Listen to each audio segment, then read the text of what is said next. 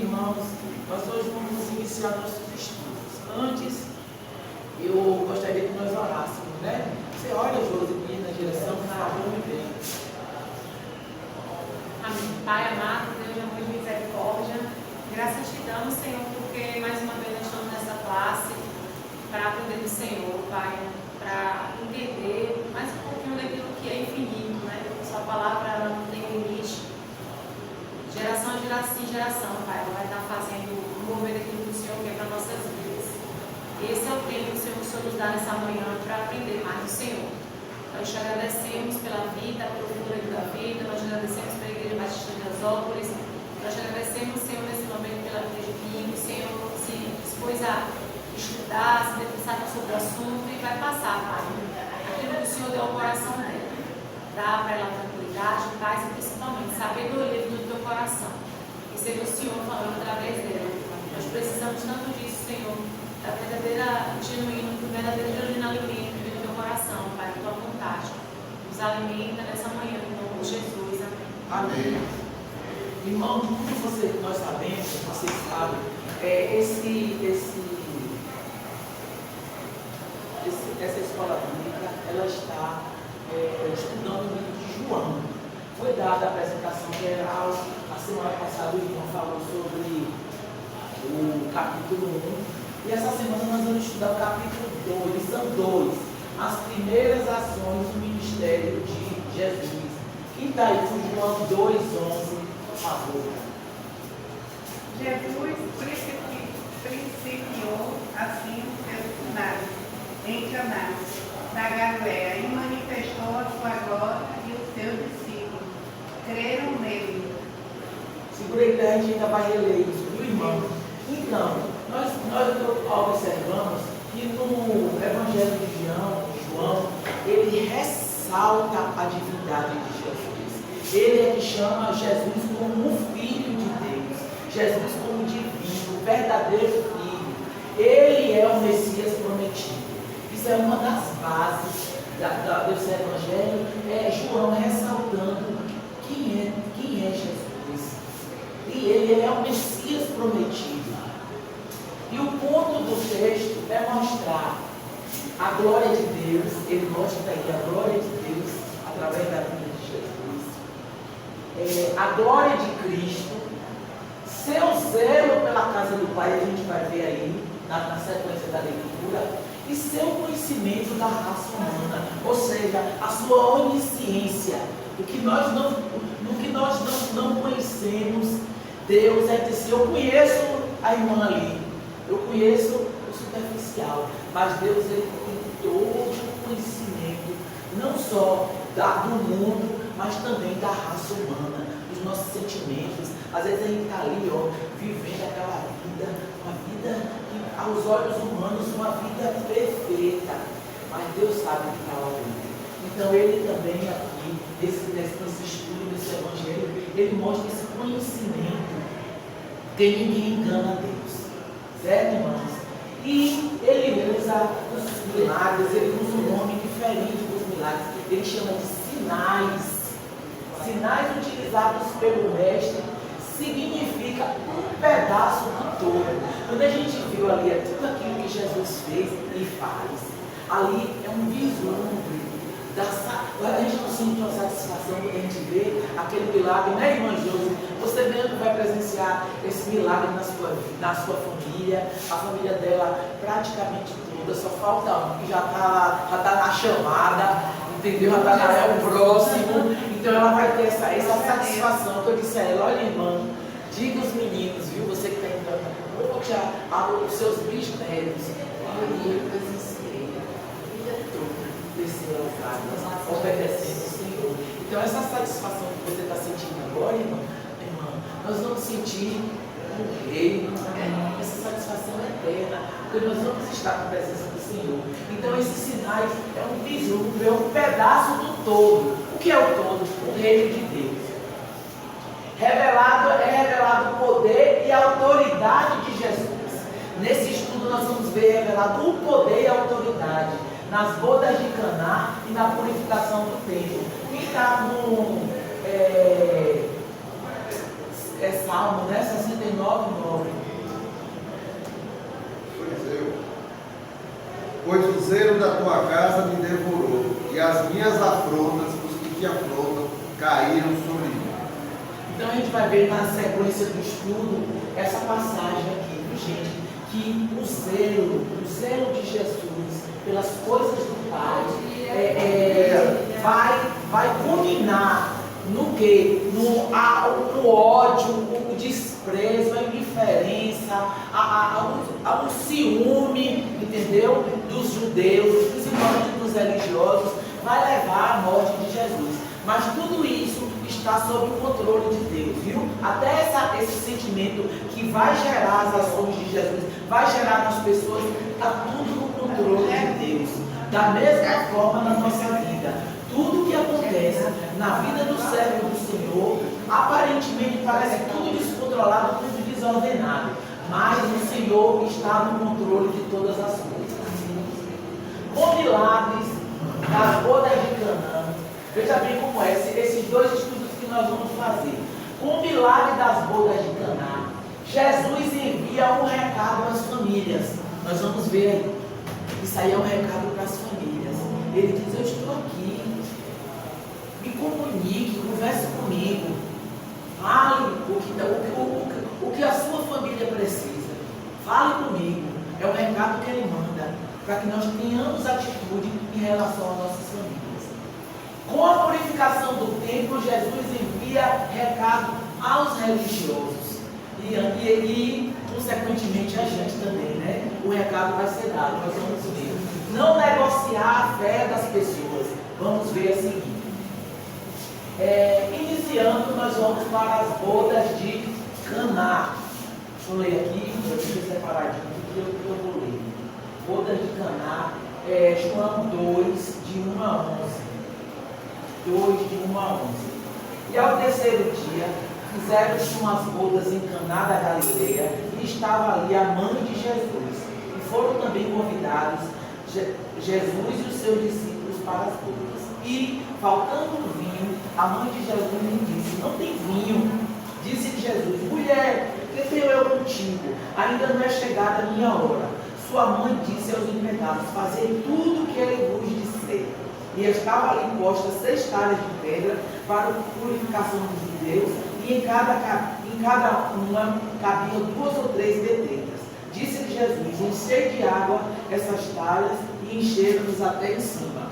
E disse-lhes: tirai agora e levai ao mestre de sala. E levaram.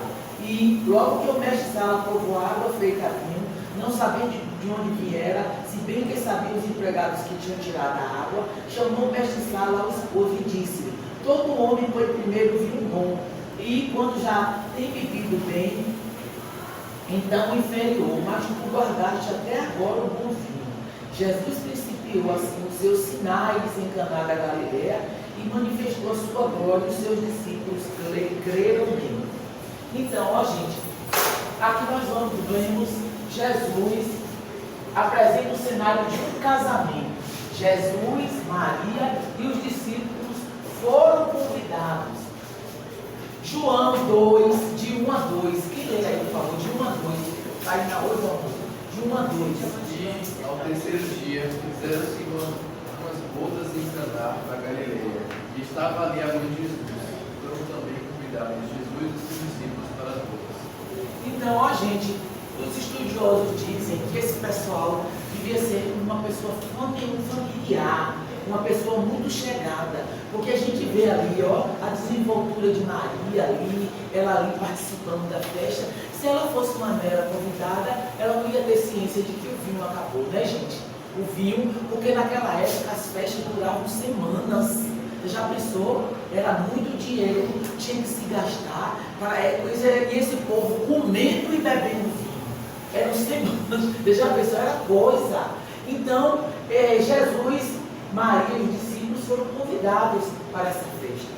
Quando chegou em um determinado momento, falta o vinho, que aqui nesse estudo simboliza alegria, né? O vinho simboliza alegria. Faltou o vinho no casamento. E Maria, a gente leu aí no texto. Antigamente, viu gente, eu lia eu ouvi essa história, E as pessoas não sabem. Eles têm que dizer a coisa como ela realmente foi feita. As pessoas dizem que ela foi lá pedir a Jesus uma ajuda. A gente está vendo aí no texto. Maria comunica o fato a Jesus. Por que você ressaltou isso?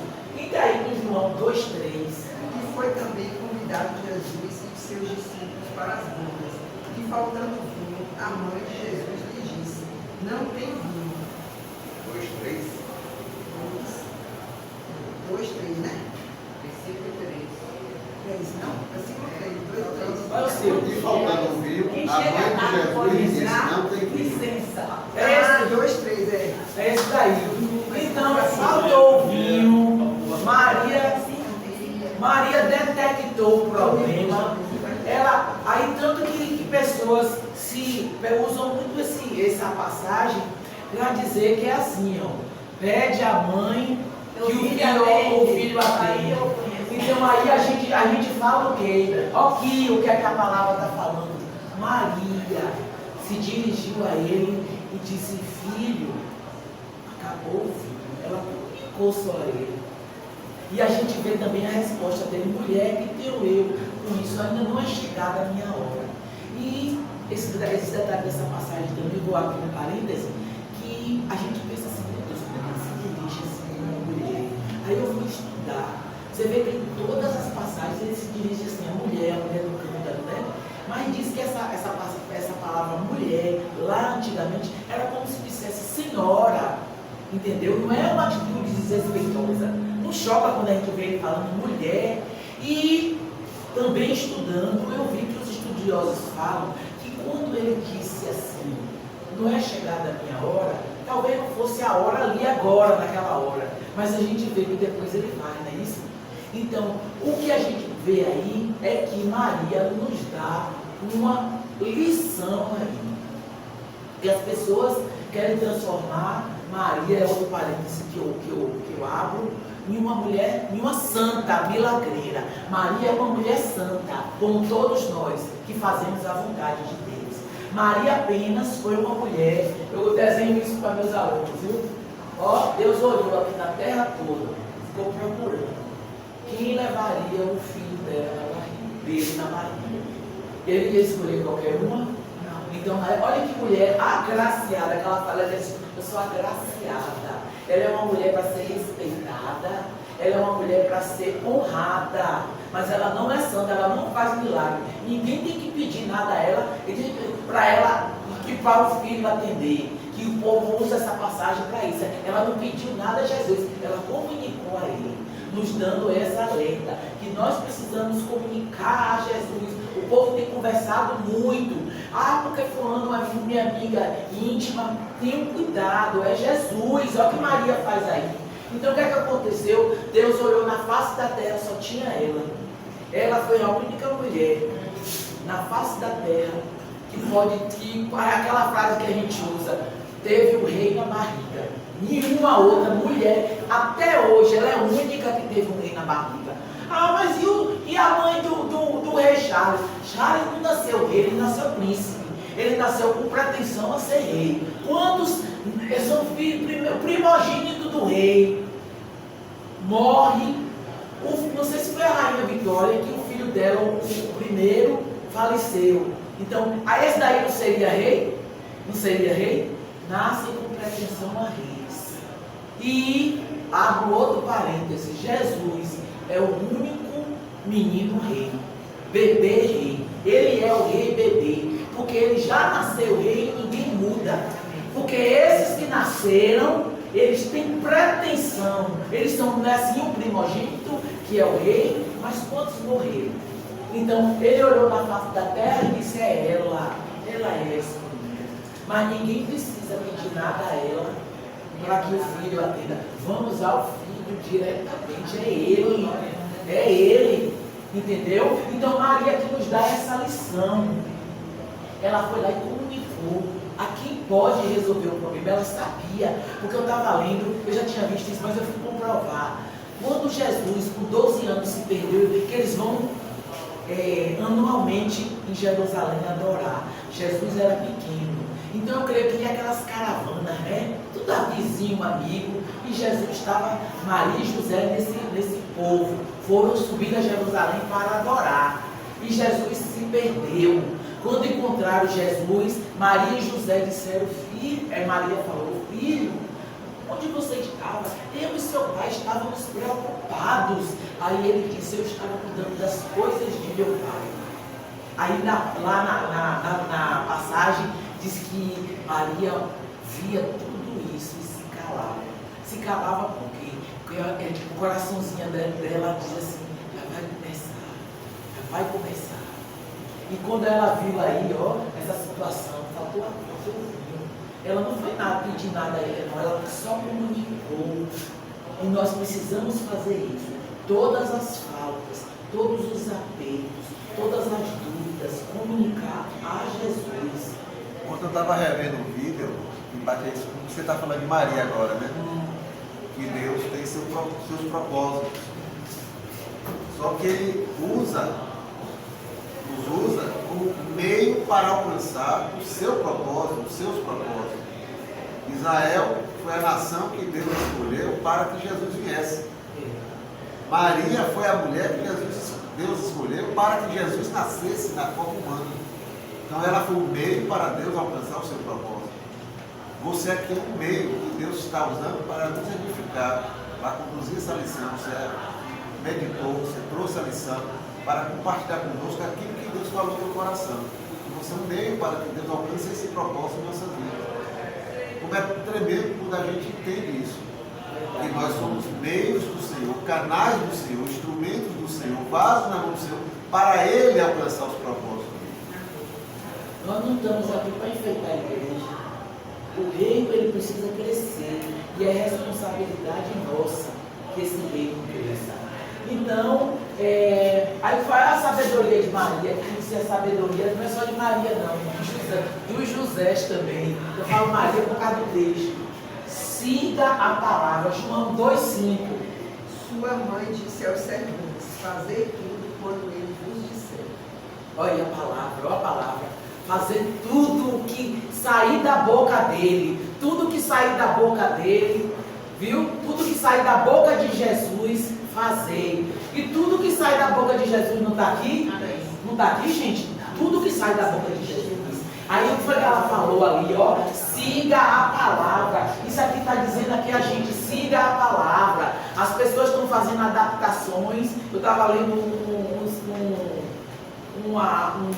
um estudo bíblico que as pessoas estão fazendo adaptações. Não, a Bíblia ela precisa se adaptar aos nossos tipos. Como, gente? Olha, eu vou dar um exemplo que eu estava pensando essa semana. Eu já fui uma grande leitora, eu costumo dizer lá em casa, quando eu era gente, que eu comia até assim, hoje quando o livro era bom demais, eu almoçava com isso, solteira. Eu sou apaixonada por livros, principalmente romances policiais, em geral, romances históricos. Então, aí eu pensando assim comigo, desses livros para mim eram um entretenimento. Eu me lembro que um dos últimos livros que eu comprei até na Americana. O livro era tão bom, irmãos. Olha eu para ser. O livro lá estava no final. Aí eu parei assim e disse, ai meu Deus, já está terminando. Quem me dera me desse um branco, eu voltasse para me ler tudo de novo. Aí já estava no finalzinho, mais do meio do livro. Eu deixei o livro lá e disse, ai, vou esperar um pouquinho. Mais tarde eu vim ler de novo, para mim poder aproveitar bem tudo que eu gosto de ler. Mas nenhum desses livros me deram lição nenhuma. Eu não aprendi nada desses livros. Como é que pode dizer que esse livro é uma palavra qualquer? Esse livro tem vida, ele traz vida para a gente. Olha, gente, tem histórias que eu lembro, histórias muito bonitas. Eu me lembro de um livro que eu li, que eu até chorei na época, de tão triste a história. Mas ele não ensinou nada. Esses livros não nos ensinam nada. A vida está aqui. Então, Maria fala aqui para a gente, siga a palavra. Siga o que o mestre, o que meu filho vai falar. Não é tremenda aí, essa passagem? E a gente vê o resultado do que aconteceu. Só alegria. Não foi?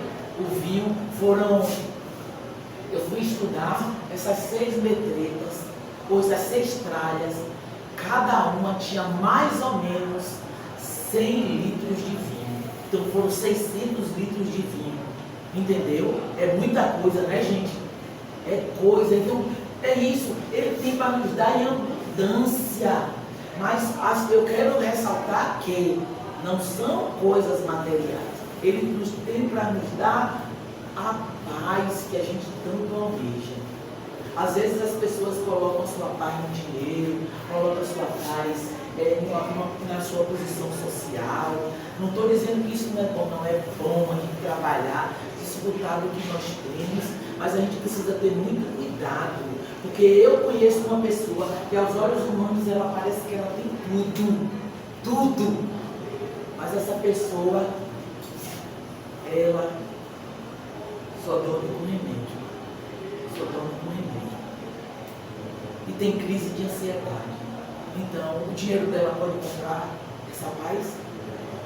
Precisamos trabalhar, temos nossos sonhos, vamos trabalhar, vamos conquistar, vamos dar alegria às pessoas que nos servem, conforto, mas a gente tem que pensar que o legado é esse, né, irmã Josi? O legado é esse. Porque eu falei da irmã Josi, novamente ressaltando a irmã Josi, vai ter uma história que ela disse a ela, conta de geração em geração, vai batizar ela, o marido e as duas filhas hoje.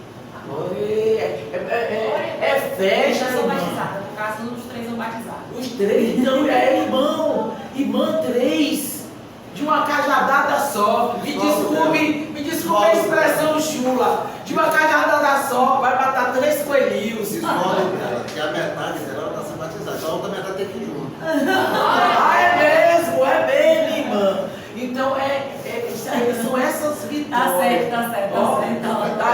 Aí consertou, ó. São essas vitórias que fazem a diferença em nossa vida. Essas vitórias.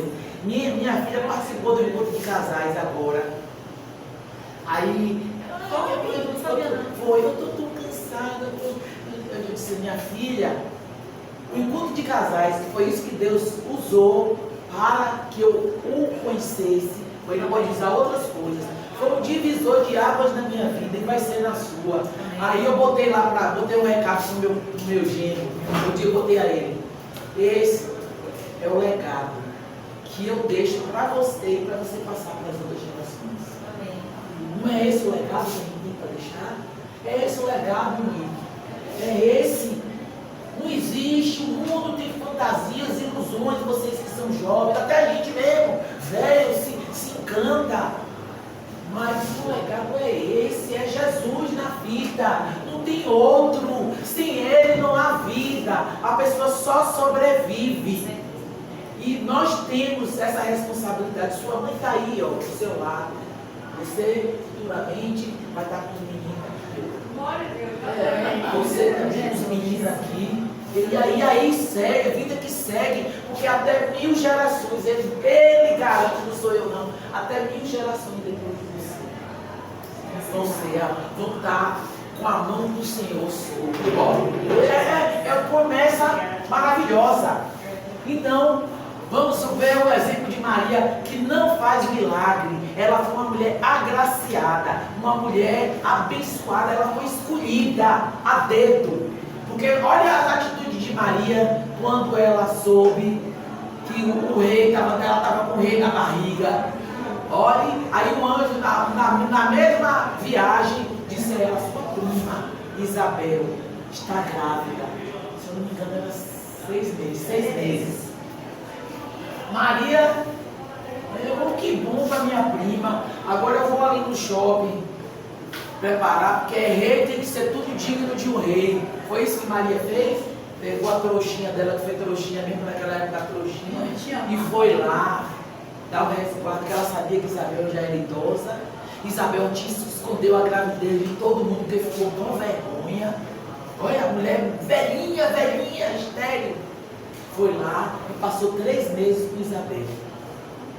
Realmente, Deus não erra quando Ele escolhe. Ele não erra quando Ele escolhe. Porque se você for ver, ela depois vai precisar, vai parir o bebê sozinha. Então ela vai ter que dar o resguardo.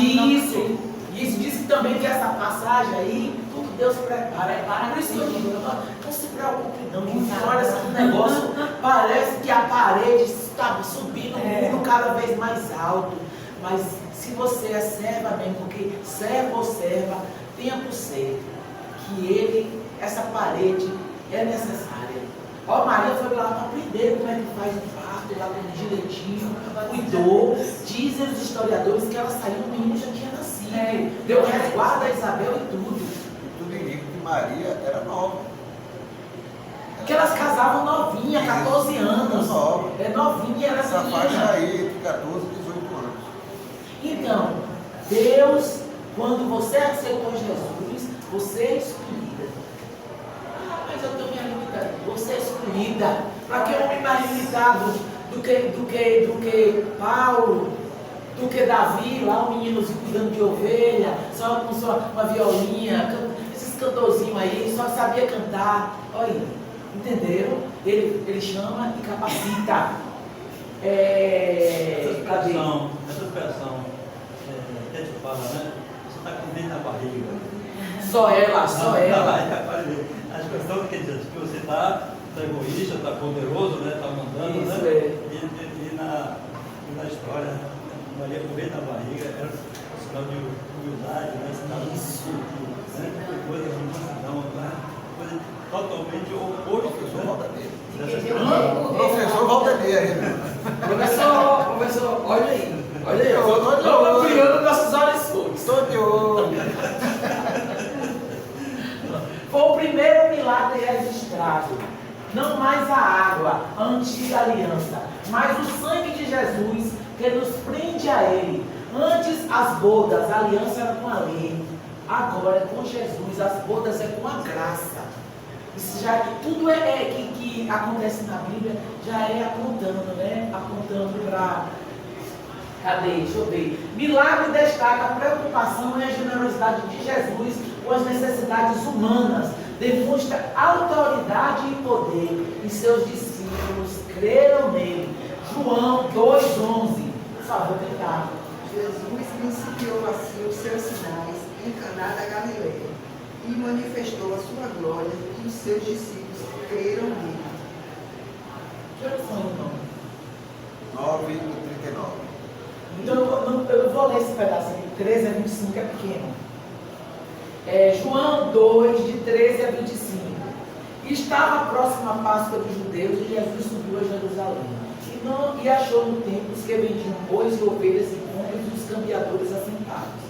E tendo feito uma azorrague de cordéis, lançou todos fora do templo, bem como os bois e ovelhas, espalhou o dinheiro dos cambiadores e derribou as mesas. E disse aos que vendiam pombos: tirai daqui estes e não façais da casa de meu pai casa de vendas. E os seus discípulos lembraram-se do que estava escrito: o zelo da tua casa me devorará. Responderam-lhe, pois, os judeus e disseram: que sinal nos mostra para fazeres isso? Jesus respondeu e disse: derribai este templo e em 3 dias o levantarei. Disseram, pois, os judeus: em 46 anos foi edificado este templo, e tu levantarás em 3 dias. Mas ele falava do tempo do seu povo. Quando, pois, ressuscitou dos mortos, seus discípulos lembraram-se de que eles disseram isso, e creram na Escritura e na palavra que Jesus tinha dito. E estando ele em Jerusalém pela Páscoa, durante a festa, muitos, vendo os sinais que fazia, creram no seu nome. Mas o mesmo Jesus não confiava nele, porque a todos conhecia. E não necessitava de que alguém testificasse do homem, porque ele bem sabia o que havia no homem. Então, gente, aí a gente está vendo aí que Jesus, como todos os judeus e os discípulos, foram para Jerusalém, que era a época da paz, estava próxima à Páscoa. E Jesus subiu. João 2,13, por favor. Só para 2,13. E estava próxima à Páscoa dos judeus e Jesus subiu a Jerusalém. Então, quando Jesus chegou lá, viu, gente, aqui, ó, purificação do templo. Vendedores, cambistas interessados em lucros e ganância. João 2,14. E achou no templo os que vendiam bois e ovelhas e pombos e os cambiadores assentados. Então eu fui pesquisar, viu, gente?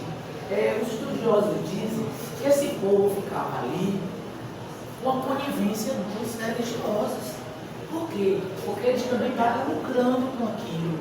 Diz que era, e esses cambistas, eu fui ver por que cambistas? Porque vinham judeus de várias regiões. Cada região daquela, elas tinham uma moeda diferente. E no templo só aceitavam um tipo específico de moeda. Então eles chegavam ali para fazer aquela troca, eles superfaturavam tudo. Chegavam os bichinhos cansados, querendo adorar realmente, o coração mesmo para adorar. Chegavam lá e eles eram roubados.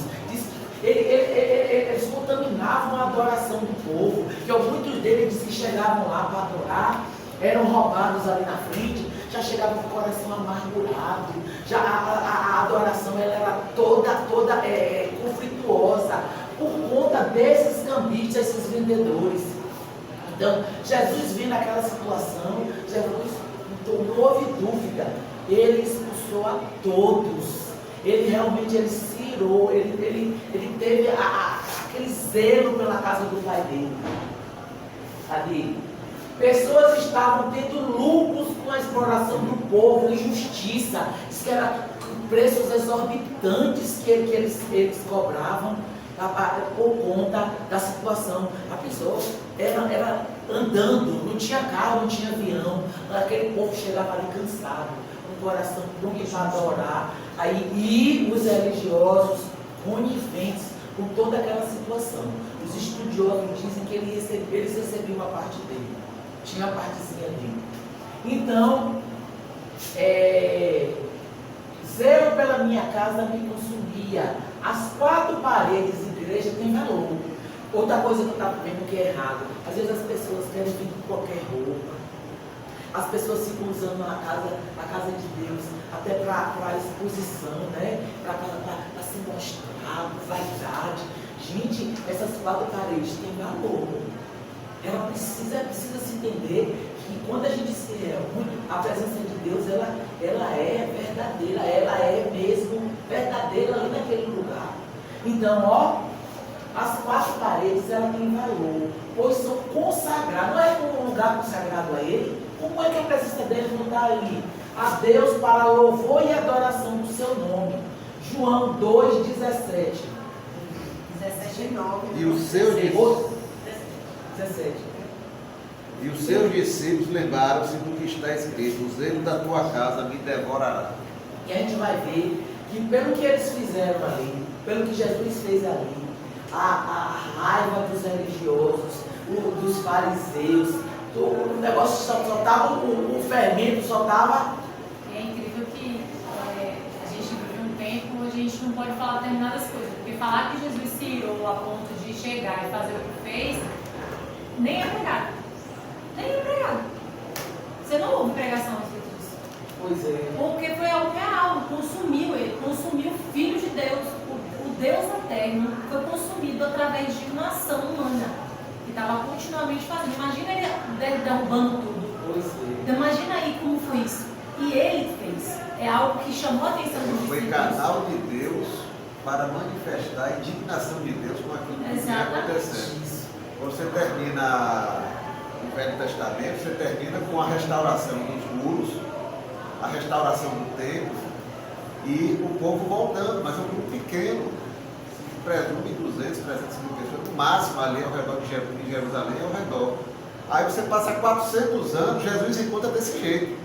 O que foi que aconteceu nesses 400 anos que houve essa mudança tão radical? O cara termina consagrando, restaurando, pedindo perdão ao Senhor pelos pecados, pelo desvio que houve e que provocou a destruição, o cativeiro, a destruição do templo. Aí passa 400 anos, Jesus encontra pior do que estava antes. Pois é, então isso aí já é um recadinho para a gente, que a gente precisa fazer esse bota fora. Quebra tudo lá dentro, é difícil. Eu estou falando por experiência própria, mas o bota fora tem que ser feito. Quebra tudo aqui, não importa, doa quem doer, entendeu? Porque nós aqui, cada vez mais, constatamos que não é um lugar para nós vivermos. Não é um lugar para nós vivermos. A gente está vendo aí coisas, atrocidades, coisas feias, coisas vergonhosas, que a gente pensa, como o ser humano pode fazer isso? Vou dar um spoiler aqui. Eu vou começar a estudar, já estou estudando, né? que foi que aconteceu nesses 400 anos, no período interbíblico, e que faz a gente lendo isso aí, estudando isso aí, vai entender melhor certas coisas que aconteceram no tempo de Jesus. Uma das coisas é isso aí. Por que Jesus teve essa reação? Foi canal de Deus nesse momento. E aí, eu prometo a vocês no futuro fazer um estudo, uma sequência de estudos, para a gente ver o que aconteceu nesses 400 anos, para a gente entender todo o cenário que Jesus encontrou. Eu vou em cima da sua sugestão e sugerir que você faça esse estudo. Já que você está estudando para o seu curso de teologia. Pronto? Não, mas ninguém estuda não. Não? Estou estudando por livro de conta não tem não tem no currículo. Ah, joia. Mas é muita coisa para a gente entender. Aí eu encontrei isso aqui, gente, que eu achei assim perfeito. A gente sabe que está próximo aí da crucificação de Jesus, né? Daí já é os cenas finais. Olha que lindo. Logo, o Senhor Jesus abriria um caminho para que os próprios crentes se tornassem ricos. Até então era aquele tempo. O pessoal subia, né? Era todos os anos. É uma prática, até hoje a gente tem essa prática. Aí o que aconteceu? Mais logo, Jesus, a nova aliança, né?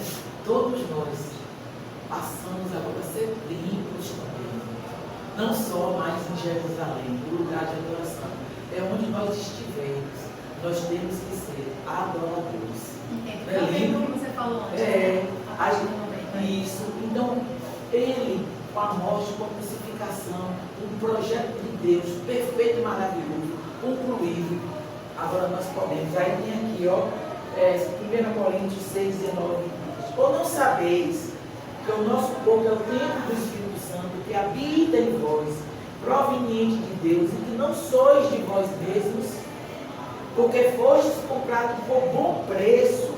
Glorificai, pois, a Deus no vosso corpo e no vosso espírito, os quais pertencem a Deus. É lindo? Perfeito. Achei linda essa passagem. Professora, 2 minutinhos ali que eu vou falar uma coisa hoje, até no seu momento sempre. Mas hoje eu vou ver o batismo de Eric. Hoje ele vai mostrar para a igreja que ele é templo do Espírito Santo.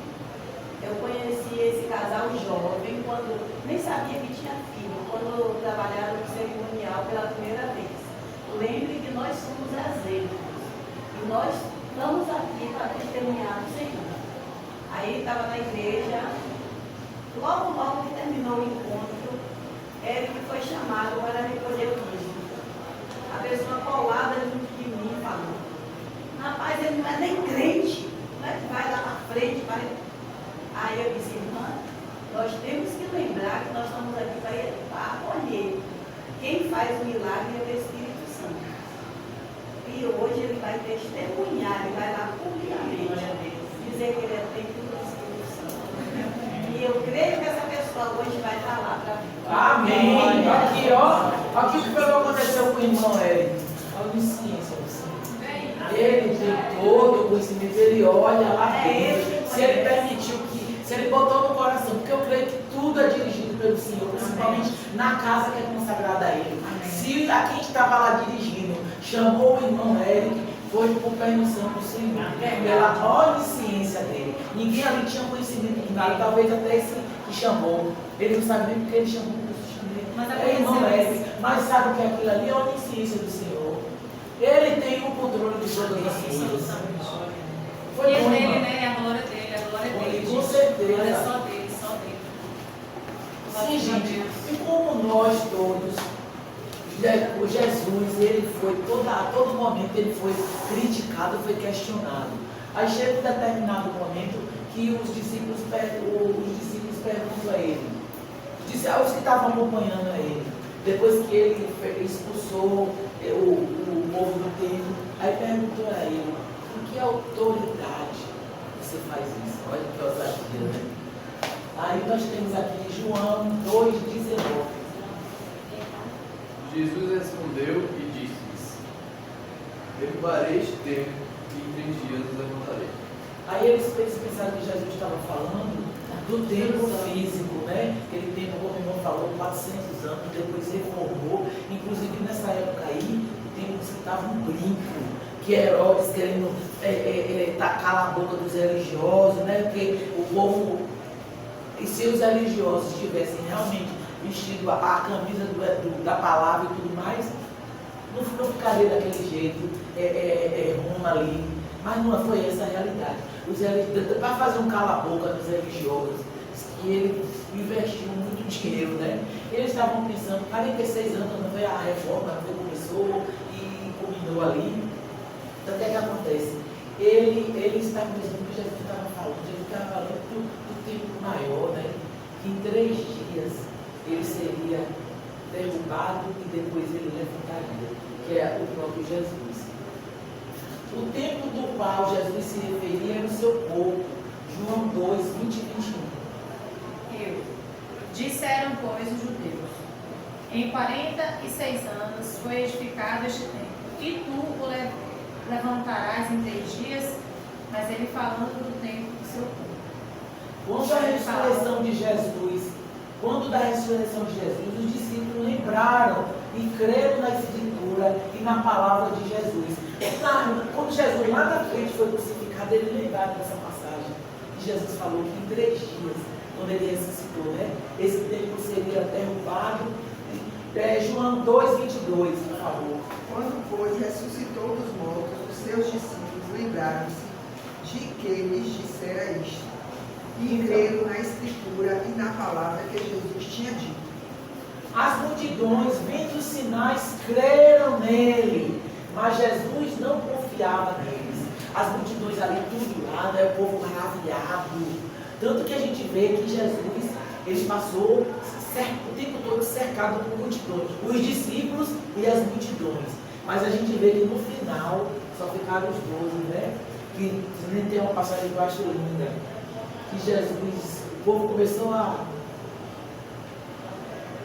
receberam talvez até o que queriam, mataram a curiosidade e começaram a. Aí Jesus perguntou aos 12: e vocês? Não vão acompanhar eles? Aí João, né? José, ou Pedro, né? Que é impetuoso, com como é o nome? A visão que ele já tinha ali, né? Começando, ele disse: Senhor, para onde iremos? Se só tu tens palavra divina. Mas essas multidões aí, ó, estavam demonstrando ali que estavam acreditando, quem sabe até gritando, viva o rei, alguma coisa. Mas Jesus conhecia, Jesus não confiava neles. E realmente o Senhor tinha razão disso, porque Ele nos conhece, viu? Como o irmão ali no início da sua carreira. No início, quando ele ouviu o chamado, que ninguém sabia que ele já tinha ouvido o chamado, mas Deus sabia. Graças a essa onisciência que o Senhor tem. Isso é bonito, porque às vezes a gente vê algumas pessoas tão cheias de palavras bonitas, né? E só fala em Jesus. A gente tem que ter cuidado. Vamos ver as ações dessas pessoas, né? O que é que elas realmente têm no coração? O que é que elas estão buscando? Será que elas estão buscando que o reino cresça? Será que ela tem sido o canal onde ela convive? Com as pessoas que ela convive? Nós temos que abrir a boca. Porque as pessoas, muitos deles têm errado. Porque não tem esperança. E Jesus é o que tem esperança. Isso aí é fato. E para concluir, a presença de Jesus nos garante alegria, satisfação, cuidado e amor de Deus sobre nossa família. Intercessão em seu projeto de família. A gente vê ali, ó, que o projeto de família de Deus, ninguém pode tocar. E na hora que a família ali chamou por Jesus, comunicou a Jesus: eu estou passando por isso, se lamure, chore, se lamente diante de Jesus. Ele não se importa com isso, não. Porque esse projeto é o projeto do próprio Deus. Mas como o projeto dele, ele não projetou, o engenheiro não constrói a casa, faz um projeto, entregou lá, tá tudo, o pessoal voltou, mas ele vai todo dia lá olhar? Tudo bem. Vai? O projeto que somos nós, a nossa família, todo dia o engenheiro está lá.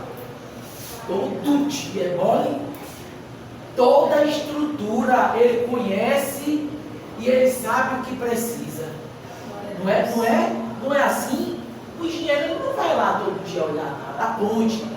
O engenheiro que fez essa ponte, o outro já estava morrendo, deixou outras pessoas para olhar a ponte.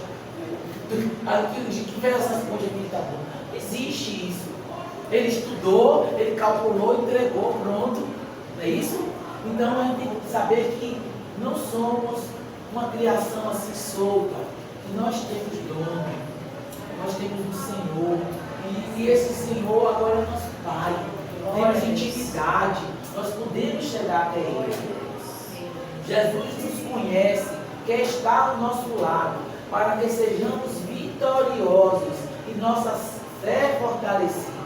Então, essa vitória só vem quando a fé é fortalecida. Porque embora pareça que você perdeu tudo, às vezes a gente fica olhando assim, né? A casa da gente mesmo, né? Lá em casa mesmo, era eu, os meninos, entre e sai, vinha as amigas dos meninos, e agora eu tenho namorada, a menina casou, a gente fica sozinho, mas não estamos realmente sós, né? Porque nós construímos um projeto e às vezes a gente se vê assim, só no mundo físico, mas nós temos a nossa paz. E nós sabemos que verdadeiramente não estamos sós. E que essas dificuldades, essa parede que se levantou, que você não consegue ver o outro lado, você não sabe, mas eu olho assim, mas eu construí tanto, eu aceitei tanta coisa, eu abri mão de tanta coisa, e agora eu não estou vivendo indignamente, mas eu não estou vendo nada do outro lado. Não se preocupe, não se preocupe. Você não está vendo nada, mas o mestre está trabalhando. E na hora certa, essa parede, você vai começar a vislumbrar, a viver. Porque existem esses momentos, eu não sei por que acontecem esses momentos na vida da gente, mas o Senhor sabe por que acontece. Momentos que a gente fica muito triste, né? Que a gente vê coisas que a gente queria tanto, se desfizeram assim, ó, na frente da gente. Vamos esperar, crendo que Ele tem todo o controle, todo absoluto, que Ele nos ama. E não adianta o mundo dizer que a gente é mais ou menos, que nós somos mais ou menos crentes, que a gente não é crente, mas Ele conhece nosso coração e sabe que nós o amamos de todo o nosso ser. E não é verdade?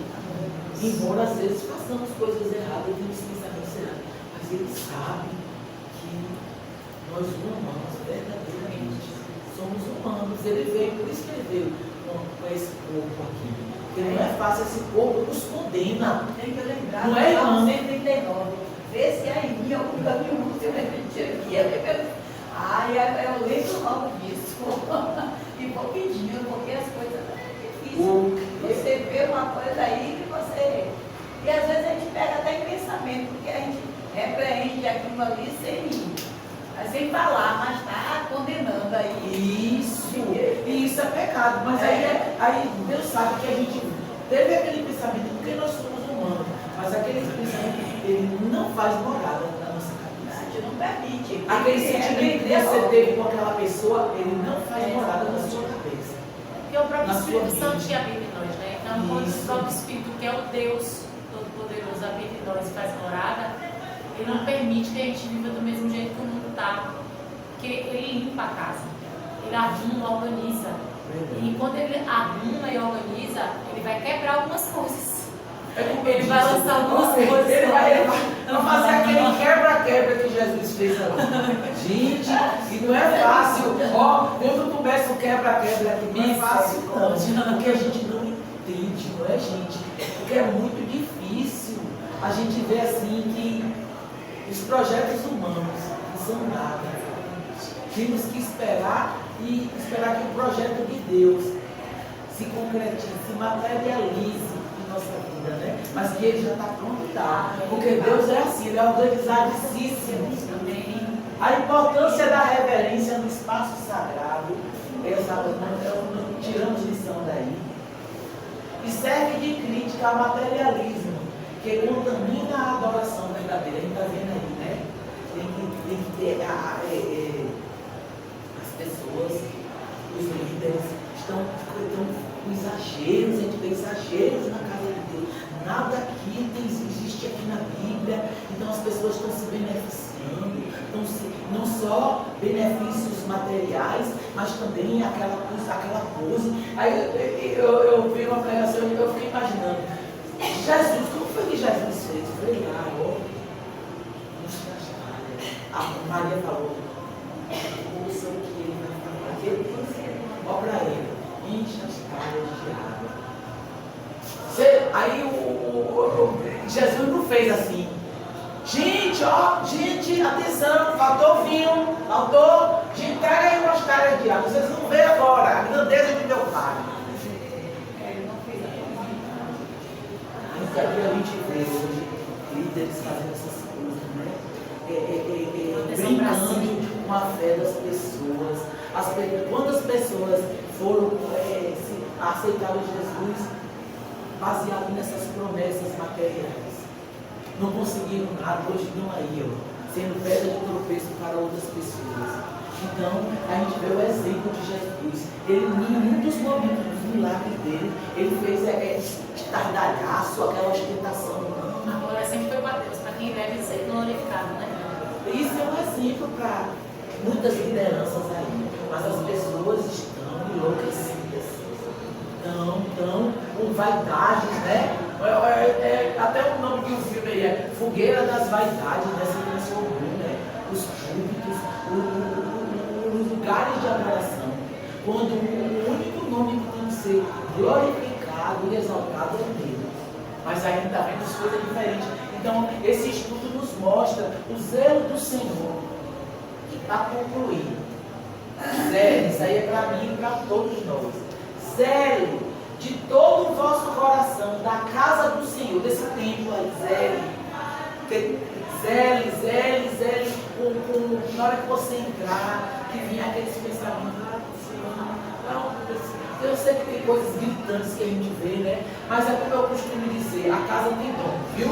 O dono que cuide dela. Eu estava conversando com alguém, minha filha, embora tudo isso, não se esqueça que isso que você está falando é verdade, mas a casa tem dono. A gente é só espectador. Isso, a casa tem dono, então não cabe a você, simples servo, querer estar mandando na casa. A casa tem dono. Então, é difícil, eu estou dizendo por mim, é difícil. Tem coisas que mais nós estamos lidando com pessoas, né? Assim? Então, e as pessoas estão no lugar certo. E aqui que vaso se quebra e se transforma. Se é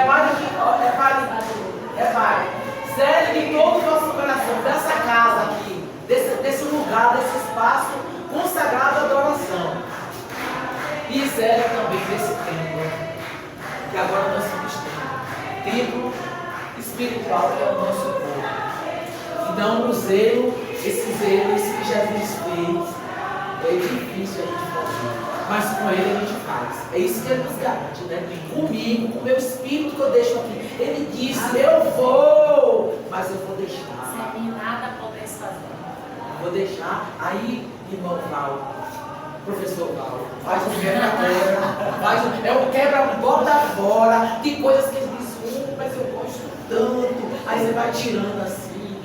Mas isso me dá tanto prazer. Mas ele vai dando tanto lucro. Isso. Essa pessoa, ela fala tanto do Senhor. Por que o Senhor está tirando ela? Ai, ficando o olho. Eu sou amiga e falo assim, abra seu olhinho de japonesa. Abra seu olhinho. Porque é isso aqui. Nós temos que zelar. Porque nós precisamos subir, viu, irmão? E eu quero, é meu sonho, é toda a minha família, encontrar lá vocês, todo mundo Jesus. E a gente ficar lá só adorando. Parar de tanta dor, tanta ansiedade, tanta tristeza, não é? Tantas expectativas, tirar essa ansiedade, porque ele tem zelo com a casa dele. Nós somos casa, somos templo.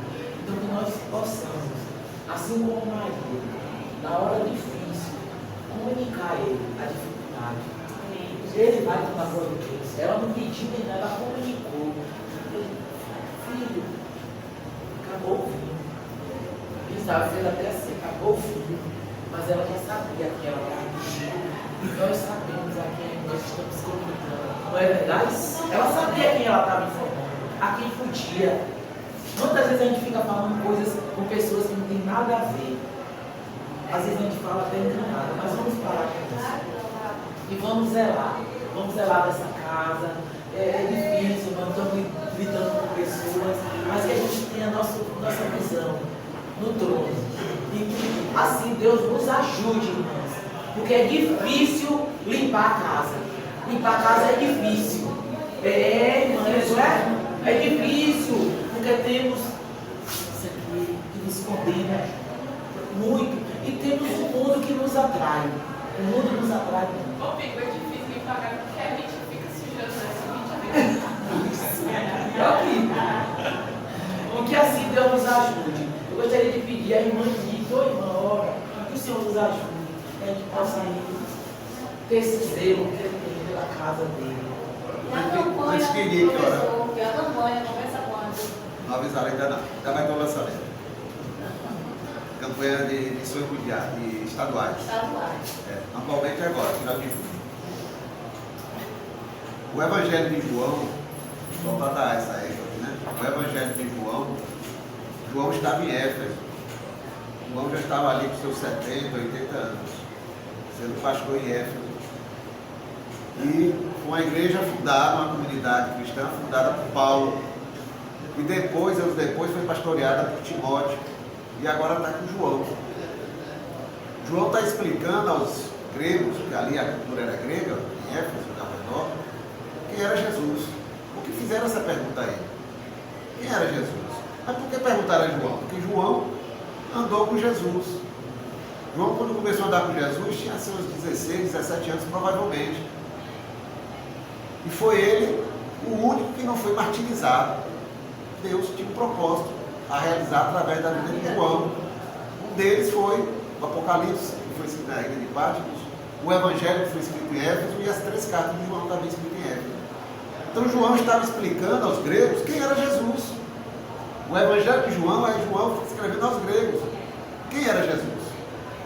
Só que essa resposta, que alguém um dia pode nos perguntar, é quem é Jesus? Essa resposta de quem é Jesus depende de como conhecemos Jesus. É o nosso conhecimento de Jesus que vai determinar a qualidade e a profundidade da nossa resposta. Então, esse trimestre nós estamos aí vendo quem era Jesus para João, ele explicando aos gregos. E que a gente agora desça profundamente também. Amém. Para entender quem é Jesus nas nossas vidas. Para poder responder essa pergunta para tantos que nos perguntam, ou querem saber, mas não têm coragem de perguntar. Mas estão olhando para a gente, esperando a gente falar. Senhor Deus, nosso Pai, nosso querido Senhor, aquele a quem nós adoramos e nós reconhecemos. Muito obrigada por esse dia, Senhor. Muito obrigada pela sua palavra, por tudo que sai da sua boca, por tudo que sai da sua boca. Amém. Porque isso edifica o nosso ser para ele ser mais parecido com o Senhor. Obrigada. Obrigada pela professora que tudo que a gente ouviu hoje, que a gente conseguiu pensar nas coisas maravilhosas que o Senhor teve a oportunidade de nos contar hoje, de transformar nossa mente. Amém. Continua, Pai, fazendo aqui experimentar da sua misericórdia. Em nome de Jesus, tenha misericórdia da sua casa, dos nossos relacionamentos na sua casa, Pai. E faz sempre dar o nosso melhor, zelar pelo seu amor derramado na tua casa. Em nome de Jesus, Pai, nos ajuda a vencer e a responder essa pergunta às pessoas e a responder essa pergunta para Deus. Quem é o Senhor? Quem é Jesus? Muito obrigada por todas as coisas que o Senhor faz, por tudo que o Senhor é. Em nome de Jesus. Amém. Amém. Obrigado. Agora a fotinha.